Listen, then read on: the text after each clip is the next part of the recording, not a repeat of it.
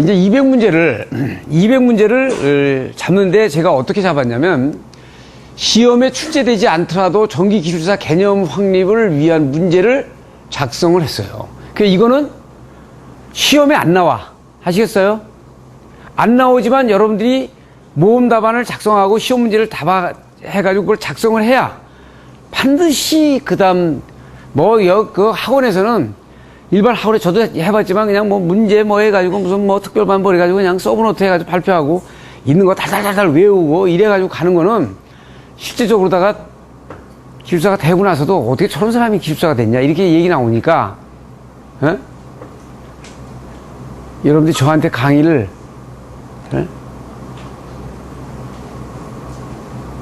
이것이 공적인 강의가 되기 때문에 이것은 굉장히 중요하다. 그래서 여기서 회로이론을 아주 크게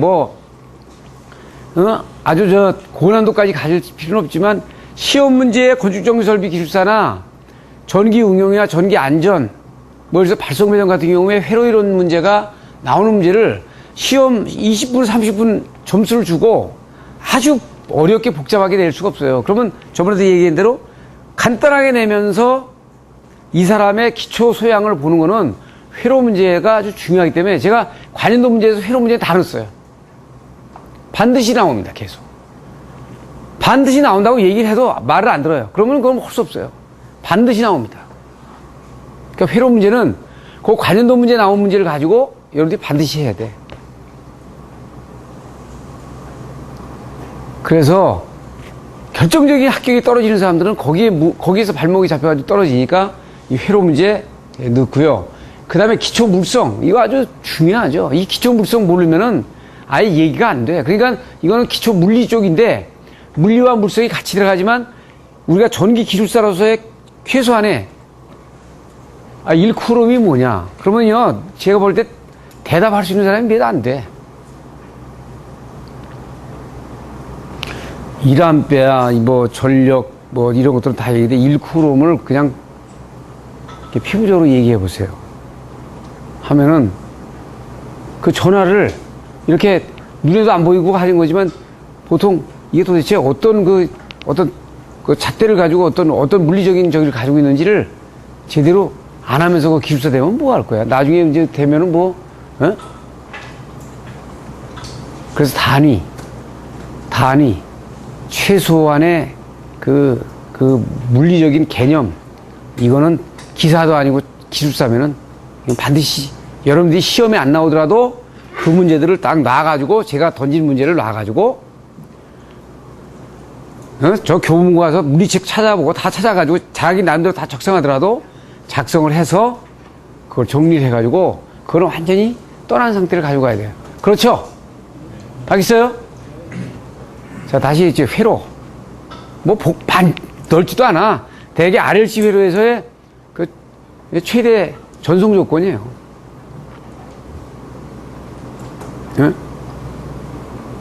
최소한 물리, 최소 물성, 반드시 알아야 된다. 절연이 뭐고, 절연 파괴가 뭐고, 이런 것들 모르면 이게 전기 기술사가 이게 돼가지고, 이게 왜 절연 파괴가 되고, 이게 전압을 오는데 이게 터졌는지,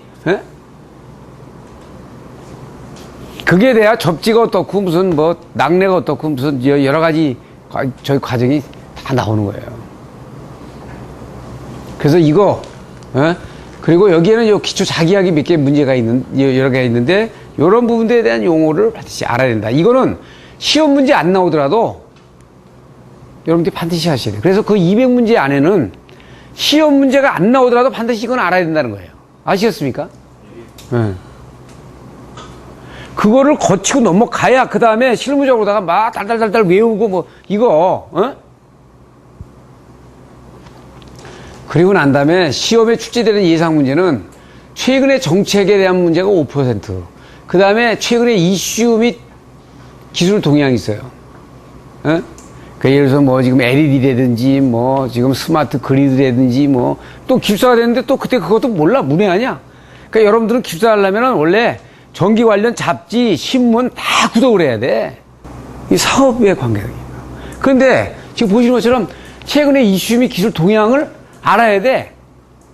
근데 그게 막 엄청나게 깊이까지 알 필요는 없지만 반드시 왜 지구온난화에 따른 여러 가지 문제, 그 다음에 뭐 지금 저 KS 재정 문제, 뭐 이 표준이 넘어가는 문제, 뭐 이런 것들은 내가 앞에도 얘기했지만 기술사는 기술의 행정가다. 예? 어떻게 보면 예? 정책을 위반하고 예? 경제 개념을 넣고 해가지고 상당히 정말 최고의 하이클래스에 대한 국가 자격이기 때문에 이런 부분들을 모르면 안 된다. 그럼 시험 문제에 꼭 한두 문제가 꼭 나온다. 두세 문제가. 그러니까 요게 최근의 정책과 이슈 동향의 문제가 한 15%가 계속 나온다. 그리고 나머지는 계속 반복해서 나오는 것들이에요. 제가 지금 요거 우리 뭐 내가 책을 여러분들 나는 책 팔아가지고 돈 벌 생각은 안 했어요. 여러분들 동일책이 저희가 꼭 2,000권을 찍어가지고 다 나눠줬어요.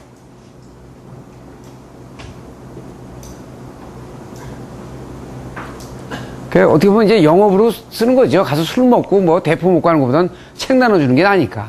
에? 이걸 책을 팔아먹으려고 하는 게 아니라 그래서 제가 내년서부터 책 활성화시킵니다. 책을 아주 활성화시킨다고요. 좋은 책들은 내줄 거예요. 아주 제일 좋게 해가지고. 책이 안 나와. 이제 앞으로 안 나옵니다. 그래서 이제 제가 책을 이때까지 쭉 스탠바이 했던 거는 제 사업에 올인을 하기 위해서 일단 스탠바이를 한 거고 일단은 정보를 제공해야 돼요. 그래서 여기에 관련도 문제 보니까 최근에 관련도 문제도 그렇고 기술 계산 핸드북하고 관련도 문제 1, 2, 3권하고 정기인의 명심보감 1, 2, 3권 요 정도면요 여기 다 들어가 있어 다. 아 이것도 안 한다. 그것도 한두 권은 좀 줄여주시오. 이거는 안 돼. 이런 생각을 가지고 냈다. 이거 자 보세요. 이거 한 장이지만 원장님이 200문제를 고른다 그러면 뒤져가지고 한 문제 찍고 이래 한 문제 찍고 이래 되면 안 된다는 거예요. 그러면 200문제를 어떻게 고를 거냐? 먼저 그림이 그려야지. 알았어요? 그림이 그렸는데 그게 큰 그림이에요. 근데 이 그림이 정확해야 돼. 딱 타겟이 맞아야 돼. 그러니까 여러분들이 기술사로서 어느 회사의 소장이 됐든 팀장이 되면 처음에 어떤 프로젝트가 딱 걸리면 큰 그림을 딱 그려야 돼요. 어떻게 그릴 거냐. 그래서 큰 거를 딱 방향을 딱 나놓고 그 다음에 구체화시키면 돼요. 알겠어요? 그러면 이게 다 그림을 그려놨으니까 여기 문제에서 뽑고 그 다음에 이 문제에서 뽑고 이렇게 하면 될 거 아니에요? 자 이렇게 작성해서 여러분들한테 다음에 나눠준다. 여기 보시면은 1번 예를 들어서 뭐 이게 한 문제야. 전기 기준 제목은 전기설비 기준과 판단 기준 적용의 차이점을 들고 설명하라. 이거 시험 문제 하나도 안 나왔어요. 아시겠어요? 근데 기술사라는 사람이 이게 전기설비 기준하고 이게 무슨 판단 기준이 뭔지 이게 뭐 어디 가서 설계를 하고 그 다음에 적용하면 이게 어떻게 하는 건지 이걸 모르고서는 이게 안 되죠? 됩니까? 안 됩니까? 에? 그래서 그러면 이건 뭐냐? 문제 조건이라는 거는 전기설비 기준 전기사업법이야. 사업법이라는 건 뭐야? 법이죠, 법. 오케이? 자, 한국은 어떻게 돼 있어요?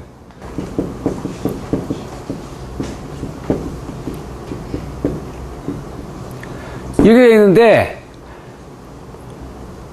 여기까지는 이게 법이에요. 안 하면 법이라는 거는 이걸 안 지키면 어떻게 되는 거야? 뭐 이게 법적으로 제재를 받는 거예요. 그러면은 뭐예요? 여기에서 전기안전공사는 어떻게 돼 있어요? 이게 사기업체가 아니고 공사니까 모든 안전점검을 하면 뭐에 들어갈까? 이 전기사업법에 들어가야 되겠죠, 그죠? 에? 자, 사업법에 들어가면서 그럼 법에서 디테일하게 나타낼 수가 없는 부분들은 뭐로 나타낸다고 그랬어? 이게 여기서 판단 기준 가지고 보는 거예요. 여기서 더 지금 디테일한 부분은 이게 내성 규정을 가지고 보는 거예요. 아시겠어요? 에? 그래서 제가 올해 2009년 전기설비 기준 해설서 해가지고 여기에 2000 최근판입니다. 그러니까 앞으로 방향이 어떻게 돼? 전기설비 기술 기준의 법을 확대를 시킬까요? 줄일까?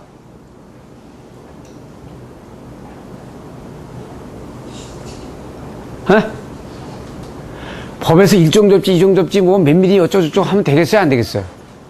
안 되죠? 그러니까 법은 대의로만 가. 안전해야 된다. 이래야 된다. 적합해야 된다. 그래가지고 줄이겠지? 줄이면 뭐가 커져야 돼? 판단 기준이 넓어지겠죠? 아, 그래, 안 그래요?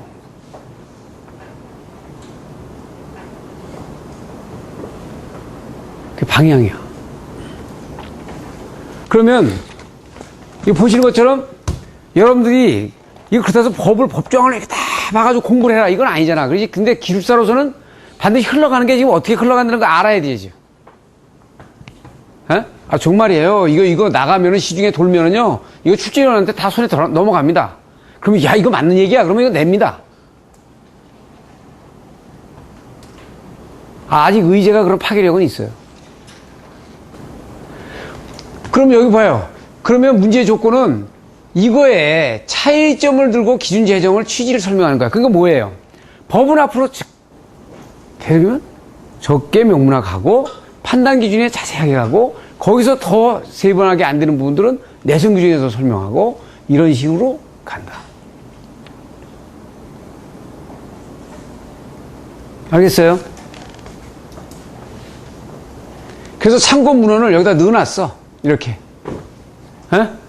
그러니까 참고 문헌을 넣어놨으니까 필요한 것들은 여러분들이 또, 그 다음에 두 번째 같은 경우는 현행 내성 규정과 KC IC6034의 부합화 방향에 대해서 설명하라. 이거 아주 굉장히 중요한 문제들이거든요. 근데 이거 알고 있어야 돼. 앞으로는요, 잘 봐. 시험 문제가 어디서 나오겠어? 이 두 개에서 나오는 거예요. 60364하고 필해설비에서 나오겠지, 그죠? 왜냐면은, 자, 뻔해. 지금 기존에 뭐 내성규정 어쩌고저쩌고 옛날, 아주 구체적인 옛날 이 기술적인 내용 말고는 이쪽으로 가잖아요. 이제 가는 거 확정됐죠, 그죠? 다. 그래서 지금 하고 있잖아요, 그죠? 그러니까 이쪽으로다가 시험 문제가 넘어가는 거야. 내가 듣기로 이제 기사 시험 문제에서도 뭐 TM 방식 뭐 나온다 그러더라고. 예? 그러니까 이쪽으로 다 가는 거예요. 그러니까 여러분들은 아셔야 돼, 이거. 어? 앞으로는 IC034에 의해서 설계 시공 다 해야 되니까. 응? 그러니까, 그런데 이게 내성 규정하고 60364가 이게 부합하라는 건 같이 일치가 되는 건데 이게 상당히 괴리가 있죠, 그죠? 아, 접지도 지금 뭐 내성 규정이 1종, 3종, 1, 2, 3종, 특별 3종이 있고 이 6034에서는 뭐 TTC 이템, TNC 이템 뭐 이렇게 쭉 있고 뭐 그래가지고 이걸 아직 병행을 못하게 하고 그리고 이게 지금 그래서 6034 설계 시공이 안 되잖아요, 그죠? 그래서 요번에 이 전기 설비 기준을 우선 접지부터 바꿉니다. 그래서 기존권을 하도록 놔두고 밑에 공통 접지 항이 다 들어갑니다. 아, 제가 작업을 엊그저께 했어요. 그래서 올해 다 끝나서 내년서부터 여러분들이 전기 설비 법에 이제 공통 접지로 다 들어가도록 돼 있다고. 그럼 그렇게 하면서 이게 전반적으로 쭉 넘어가는 거예요. 자, 넘어가면서 어떻게 돼? 이게 부합화가 되려면은 현재 두 개의 규정이 하나로 규정으로 부합하기 위해서는 풀어야 할 기술적인, 행정적인, 정서적인 내용이 들어가야 되지, 그죠? 그래요? 그래서 IC6034는 독일 기준이라 그랬지.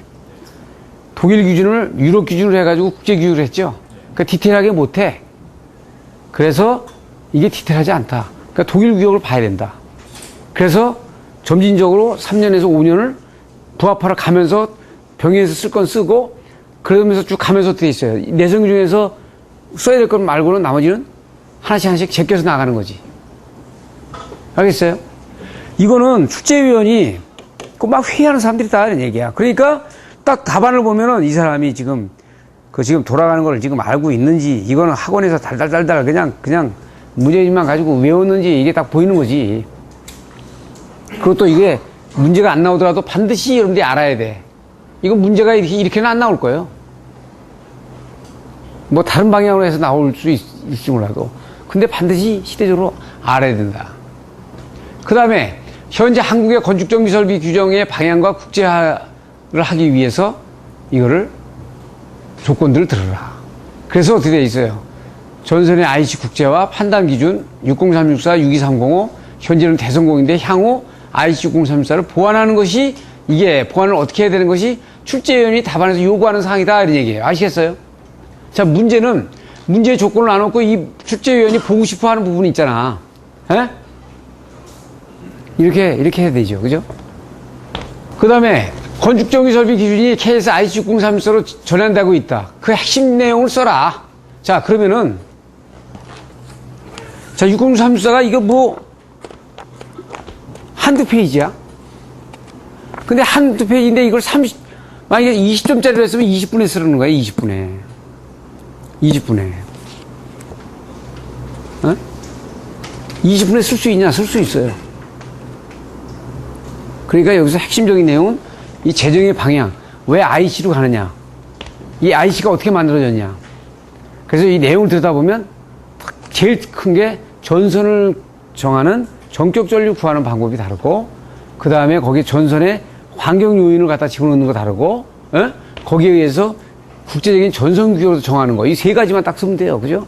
그 다음에 시공 방법도 거기 나열되는 시공 방법으로 써야 되지.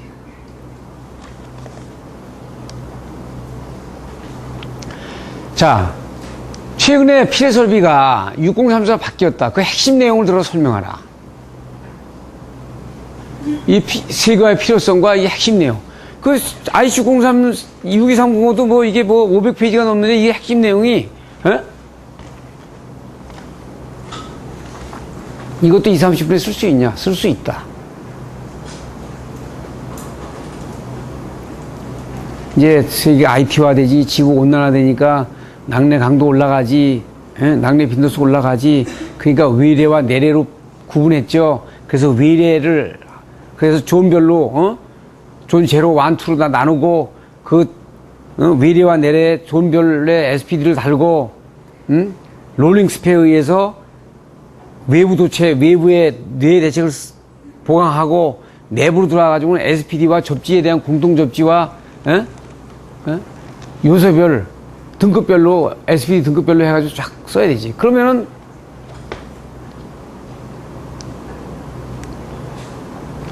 그리고 최근 전선 규격이 일본 규격에서 IC 규격으로 바뀌었다. 규격을 바꾼 정책의 이유를 설명하라.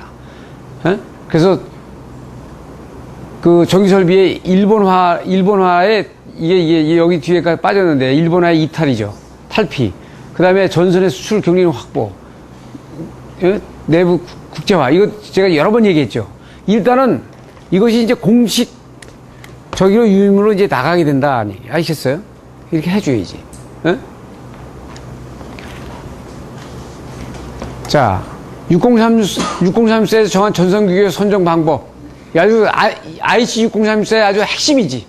그래서 전선 규격 선정하는데 그 통과 전류 적정 전류 그 팩터 1.45 뭐 해가지고 쭉 정하는 방법이 있어요. 이걸 써줘야 되고, 그 다음에 IC 6034에 적용하는 환경 조건이라는 게 뭐냐? 이게 이제 핵심되는 내용이에요. 전선이 가는 경로에 환경 조건을 넣어줘야 되죠. 그래서 이거에 의해서 전선 규격이 정해진다. 그리고 IC 6034 규격이 자세하지 않아 설계 및 시공에 어려움이 있다. 향후 해결 방안. 지금까지 이렇게 쭉 보면 이거는 뭐냐면 전반적인 정책에 대한 부분을 여러분들이 다 알아야 된다는 거야. 그래서 이걸 답안을 어떻게 써놔야 어떻게 돼요? 일단 쓸 때 그것이 꼭 집어서 안 나가더라도 그걸 전체를 보고 간다고. 그래서 KG 60364와 DIN 규격과 V 규격의 상호 관계. 그리고 피해 설비에서 리스크 관리, 리스크 매니지먼트가 있는데 이거 하는 이유에 대해서 설명하라. 여기에 이거 62305의 이제 핵심인데 이것도 핵심적인 하나죠. 이건 이제 아직 적용을 하지 않는데 리스크 매니지먼트를 하는 거는 낙뢰 빈도가 많은 데는 등급을 올려서 강화를 시키고 낙뢰 빈도가 적은 데는 프로그램을 돌려가지고 적게 하고. 그래서 그 인명과 그 다음에 어떤 재산에 대한 부분 그 다음에 기기에 대한 손상 문제를 체계적으로 관리하도록 되는 것이 이게 리스크 매니지먼트예요. 그 다음에 피해 설비 4등급과 회전 부채법 반경의 관계를 써라. 아주, 그 다음에 여기 보면 6230에서는 외래와 내래 대책을 써라. 그래서 외부는 수평 대체 피뢰짐 자연적 구성부재고 내부는 이제 등전이 본딩하고 조은별 SPD하고 인하도선이 들어가 있죠. 저 보시면 최근 SPD 규격이 KS IC 61643 규정으로 정해졌는데 이 SB 규격이 강화되는 이유에 대해서 설명하라. 지구온난화, SB 국제화 설치. 그리고 여기에 보면 이것이 60364하고 6230하고 61643이 거의 공통접지를 기본으로 하고 있는데 그 이유에 대해서 설명하라. 그래가지고 공통접지 TNC 시스템이 과도 임피단스나 전위 간섭이나 단독 접지 시공 불가능한 그 환경 조건에 대해서 어떻게 솔루션을 제공한다는 것이 딱 나와줘야 돼. TN 계통의 분류를 하고 설명해라. TNC, TNS, TNCS. 예? 그리고 여기 TT하고 IT. 이거는 기준에다 넣었어요. 기준의 접지다 이거야. 접지의 과도 임피단스 개념을 상술하라. 이것도 왜냐면 이게 이제 이 IC6034에서 굉장히 중요하게 여기기 때문에 여기다가 이제 일반 문제에다 넣지 않고 이렇게 여기다 넣은 거예요. 그 다음에 공통접지를 왜, 공통접지를 하면 왜 과도 임피단스가 개선되는지 이거에 대해서 길적으로 다 설명해라. 내가 수도 없이 얘기했죠. 공통접지하면 시정수가 상쇄된다. 어? 그렇기 때문에 주파수 응답에 민감하지 않다. 이게 핵심이지. 이제 기초 물성은 이런 건 이제 시험 문제 이게 안 나온다 이거야. 이거 안 나오겠지만 이게 모르겠어요. 또 이게 해서 이걸 낼지 모르겠는데 이제 원자의 구조를 들어서 전류와 전압을 기본적인 개념을 설명해라. 이 회로적이 아닌 물성적으로 접근해가지고 원자의 구조를 들어서 설명해야 돼. 이게 기술사라는 사람이 이거 모르면 얘기가 안 돼요. 응? 그리고 전기도체로 동전선을 일반적으로 많이 사용하는데 그 이유를 경제성을 제외한 나머지 전자 이동 상태를 가지고 구체적으로 설명해라. 예를 들어서 내가 얘기했는데 1쿠롬이 1A가 1세크가 가는 것이 1쿠롬이에요. 1주울이라는 거는 1쿠롬의 전하량을 움직이는 일의 양을 말할 때 1주울이에요. 그러면 도대체 1A의 1세크에 1A를 흐르는 게 뭐냐? 거기엔 1.6, 25 곱하기 10의 18성 개의 전자가 왔다 갔다 하는 거야. 그러면 그 전자가 왔다 갔다 하면서 전자력의 F는 뭐냐? 1쿠롬에 1m가 떨어지면 1m 떨어졌는데 1쿠롬에 1m 떨어져 있는 것이 가서 부딪히면 그것이 제가 계산을 해서 여기다 저기 했지만 10톤짜리 트럭이 수백 대 가서 부딪히는 그런 힘이다 하는 얘기야. 어? 그러니까 그런 것들이 이렇게 물리적으로 계산하는 게 아니라 딱 이렇게 피상적으로 딱 개념을 가지고 있어야 돼요. 알겠어요? 번개가 치는 거는 지금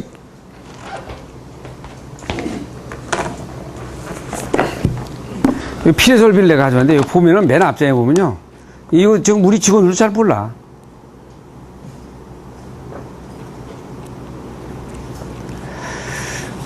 이 피레설비 시스템에 따른 뇌격 파라미터의 최대값 했는데 여기에 뭐가 나오냐면 1등급 피레설비의 1등급이 피크 전류가 200하고 2등급이 150하고 3등급 4등급이 100하예요. 근데 여기에 뭐라고 그러냐면 단시간 뇌격 전하량 이렇게 돼 있어. C 그래가지고 1등급이 100, 2등급이 75, 3, 4등급이 50인데 이 뇌격 전하량이 뭐예요? 우리 윤영민 씨 뭐예요? 100. 전하량이 100인데 이 100이 뭐야?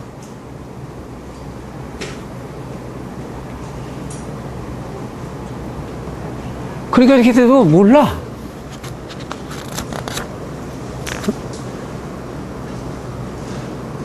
모르면 이 테이블만 100번 봐보면 뭐야? 모르면 물어봐야지. 어?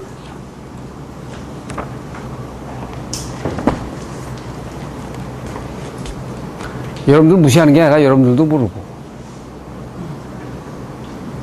이건 뭐냐면 전하량을 몰라. 전하를 모르니까 몰라. 아시겠어요? 그냥 전기 자기에서만 나오는 그냥 전하 해가지고 하는 게 아니에요. 낙뢰가 칠 때는 낙뢰 최소 조건은 5쿠롬 이상만 되면 낙뢰가 쳐요. 아시겠어요?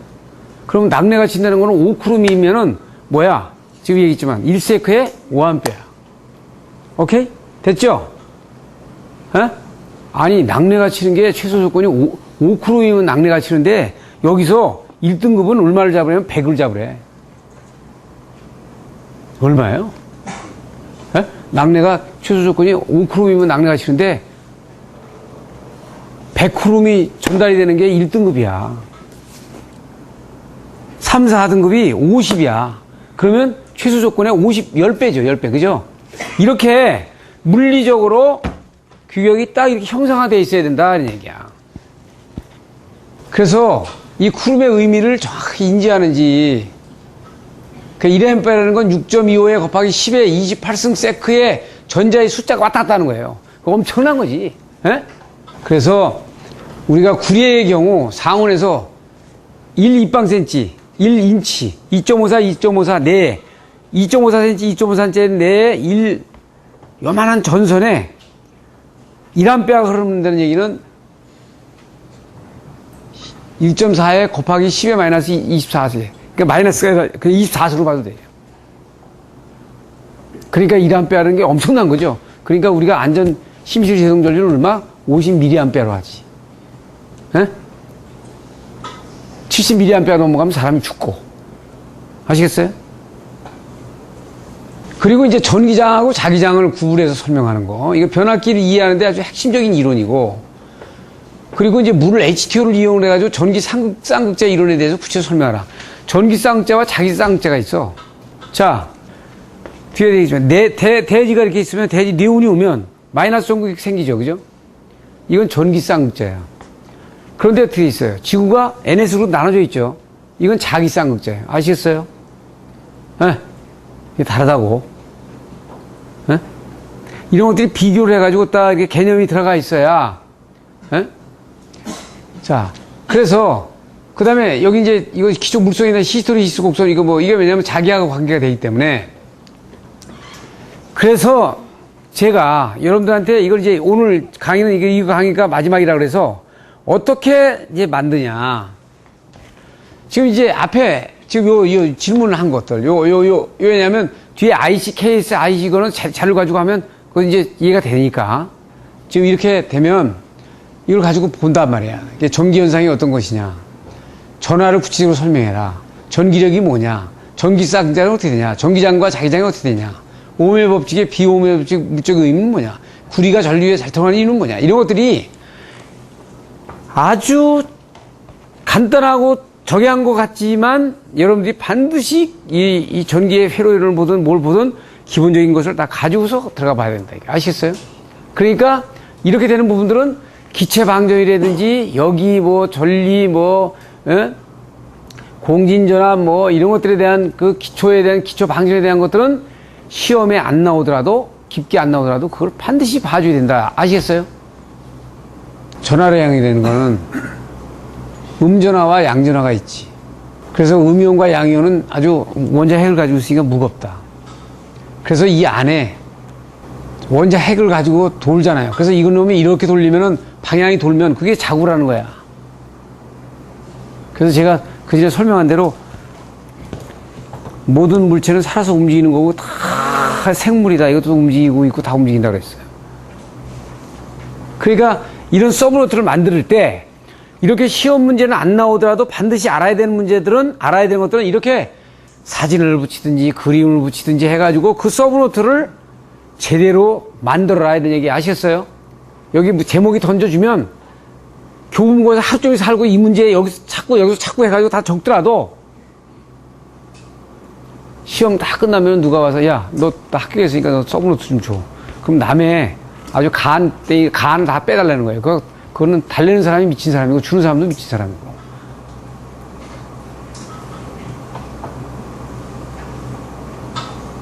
그거 줘봐야 또 도움이 안 돼. 그게 정보 전달이 될 줄 몰라도 그 시점이 다른 거예요. 그러니까 그것처럼 반드시 이렇게 내가 이걸 보여주는 거는 이거 시험 문제에 이렇게 써라는 게 아니잖아요. 여러분들이 알기 위해서는 아주 기본적인 것까지 다 해서 이걸 이렇게 만들어라는 얘기예요.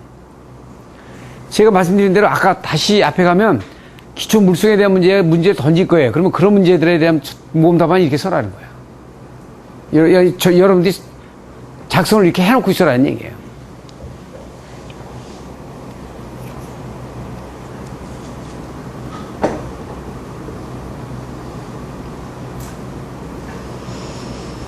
참, 우주가 이 물체가 만들어지고 지구 온난화 때문에 지금 난리고 하지만 그냥 세상을 조금 달리서 봐서 이렇게 여러분들 텔레비에 뭐 사이언스나 매번 나오지만 공룡이 5억 년을 살았는데 인간이 지금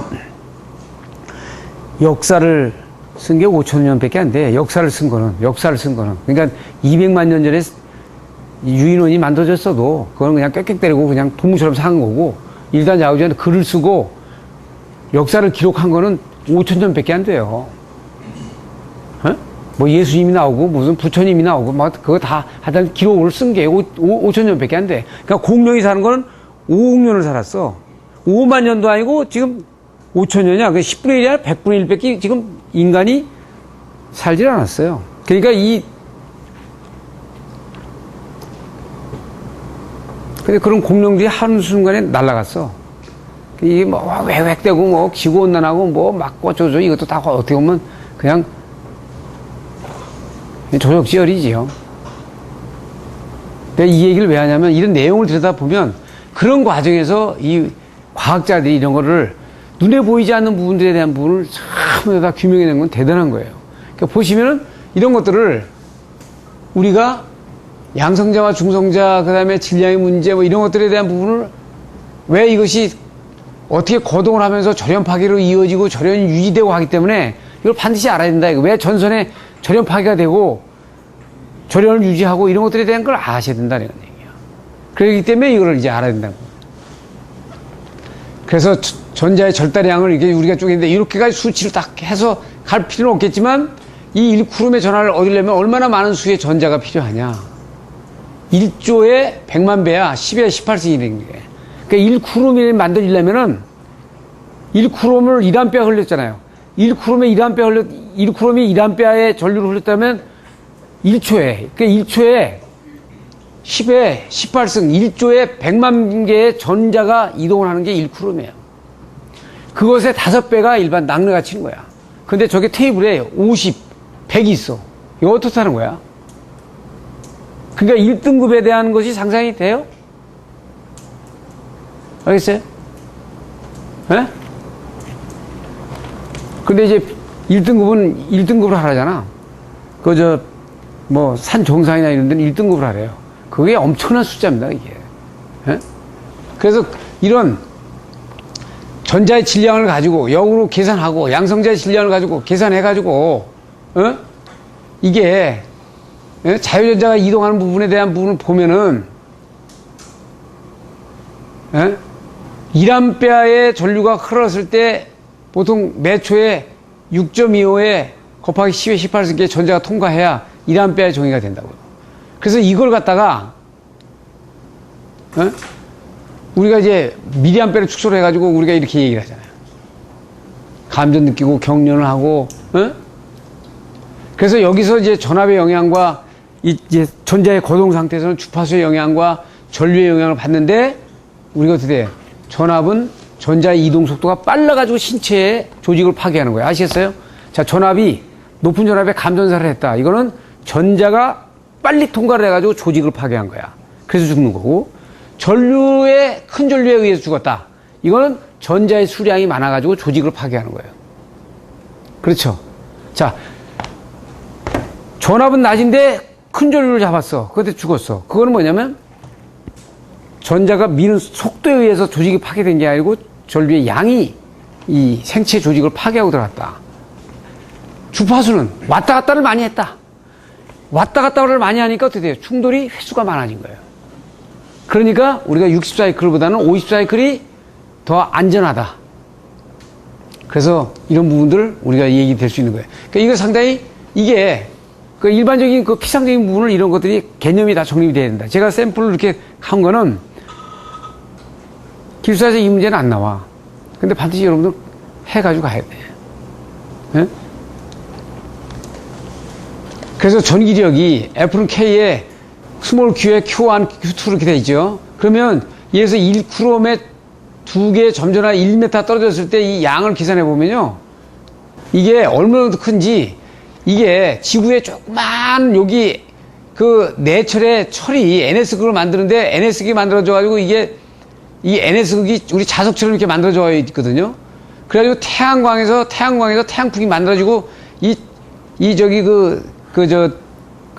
우주선 엑스레이 그 파형이 들어오는데 이거를 이 전자파가 조그만 여기서 만들어진 이 NS게 만든 전자력이 이걸 막아요. 이거 막지 않으면 지구는 불덩어리가 돼가지고 만약에 NS기 없으면 다른 NS기 없어요. 거기는 멘틀 안에가 철이 없는 거야. 응? 그러니까 이만큼 이게 중력을 막는 거라든지 끌어당기는 거에 대한 힘이 크다 이런 얘기예요. 그래서 어떻게 돼? 지금 1쿠lum이라는 거는 그러니까 1쿠lum의 전해량 가지고 1m에서 떨어졌을 때 전기력을 계산해 보니까 10톤 트럭 10만 대 무게에 맞먹는 엄청난 크기로다가 서로 밀고 땡기고 하는 거예요. 그러니까 이렇게 크니 이 조그만 지구에서 만들어지는 전자력이 태양으로부터 오는 어떤 이 빛의 에너지라든지 열의 에너지에 대한 방탄 역할을 지금 하고 있는 거지. 중력 자기력이 있고. 그래서 이제 쌍자 이론을 얘기를 할 때 이게 이제 물 가지고 하면은 물 분자를 가지고 얘기를 제가 여러분들 했죠. 그래서 자구가 만들어지고 이것이 된다. 그러니까 우리가 보통 일반 철 같은 경우 이렇게 자구가 랜덤하게 되어 있다가 한쪽에다 밀면 이게 쫙쭉 일반에 서가지고 저기가 되는 것처럼. 그래서 전기 쌍자는 일시적인 유도 쌍자가 있어요. 이게 낙뢰나 이게 풍선을 부착하면 여기다 풍선에 뭐가 붙고 이러잖아요. 점점 유도돼가지고 이런 것들이 이제 일시적인 유도 쌍자고 전기 쌍자에 들어가죠. 영구적인 쌍자는 이제 영구 자석이에요. 자기 쌍자는 지금 지구가 가지고 있는 자기 쌍자군요. 그리고 전류를 반드시 흘려줘야만이 쌍자 현상이 나타나는 것. 변압기에서 나오죠. 전류를 흘려줘만이 NS기 만들어지고 우리 철판에다가 솔레노이드 감으면 전류만 흘려주면 일단 나오는 것이 이건 자기 쌍자란 말이에요. 그래서 이렇게 자아되지 않는 철이고 이렇게 움직인다는 거. 그래서 우리가 지금 전염파괴라는 건 이렇게 되는 거예요. 그러니까 이 나무도 여기 이렇게 돼 있는 거예요, 지금. 그런데 외부에서 어떤 전압을 가하면 이 자구가 돌아가지고 견디다 이렇게 돌면 이게 딱 도통이 되는 거야. 전염파괴 되는 거죠. 그래서 전기장하고 자기장. 그러니까 자기장은 반드시 전류를 집어넣어야 이 자기장이 만들어지고 그게 만들어진다. 이게 왜 중요하냐면 변압기를 이해하려면 전기장과 자기장을 이해하지 않으면 이게 말이 안 되는 소리예요. 응? 그러니까 전기장 그래가지고 요거를 비교를 해가지고 제가 이렇게 쭉 설명을 이렇게 해줬죠. 그래서 자기장에 대한 부분이 왜 이렇게 구체적으로 얘기하냐. 그러니까 봐요.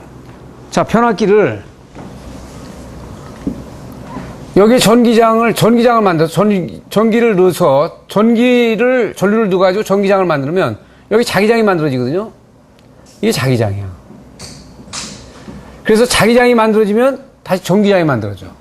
이거거든요. 그래서 이거에 대한 개념이 여러분들이 정리가 돼 있어야 어떻게 보면 이게 변압기만 여러분들이 이해를 하는 게 아니라 전동기를 근본적으로 이해를 하고 모든 부분에서 전기장과 자기장에 어떻게 보면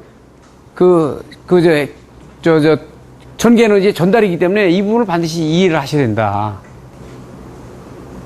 한 단위에 들어가는 통과되는 여러분들이 전속하고 나가는 전속이 같죠. 그죠? 그래서 밀도를 가지고 자기장의 세기를 가지고 얘기를 해요.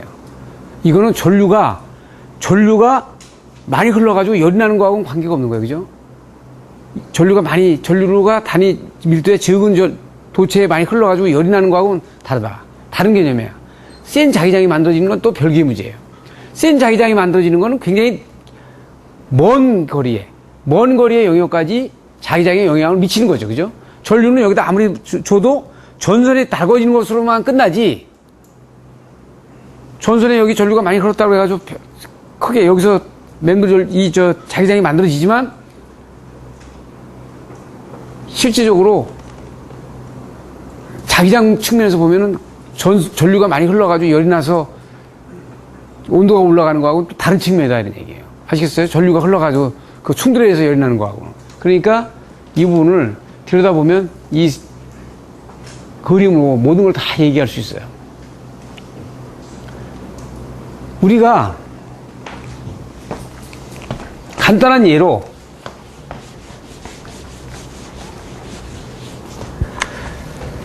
이런 면적을 만약에 이렇게 구하면은 일단 제일 구하는 방법은 건축사무실에서 그렇게 얘기해요. 여기 삼각함수 직각 삼각형을 이렇게 만들어 가지고 여기서 또 직각 삼각형을 이렇게 또 만들죠. 이렇게 또 만들어. 이렇게 만들다 보면은 아주 이렇게 미세하게 딱 짜보면 요 면적이 거의 근사하게 나올 거예요. 그러면은 어떻게 돼?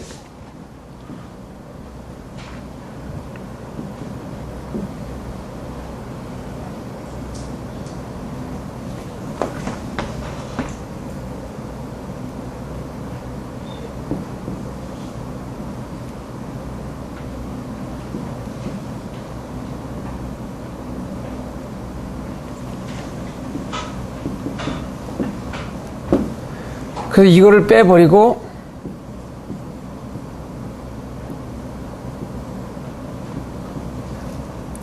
뭐 DT로 하든지 이건 시각 개념이 아니지만 DS로 개념으로 하든지 이렇게 하잖아요. 그래서 일단 보통 보면은 미분된 그 숫자를 갖다가 개수에 관계없는 부분에 무한대까지 쪼갤 수 있는 부분까지를 다 썸을 하게 되면은 일단 전체 총합은 다 관계가 우리가 구할 수 있어요. 그러니까 미분된 아주 조그만 부분에 들어가는 부분에 최적에 들어가는 것이 뭐냐면 한 면만 들어가는 거 입체적으로 들어가면 그 부분에 통과되는 거를 다 구할 수 있겠죠. 거기에 대한 것이 어떻게 돼? 자속수와 전속량과 그것이 어떻게 보면 로테이션만 기호만 다르지 최대값은 거기에 통과한 양과 똑같다. 이것이 우리가 일반적으로 얘기하는 거예요. 이건 전류의 양하고는 다른 거예요. 전류의 양하고는 다르다.